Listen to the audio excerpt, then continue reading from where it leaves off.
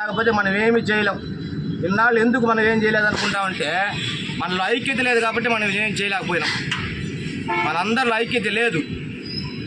సరిగ్గా చెప్పాలంటే మన మేస్త్రిలో పట్టుదల లేదు, ఐక్యత లేదు. ఎవడి పాటికి వాడితే ఎవడు యమునా తీరే, అంతే.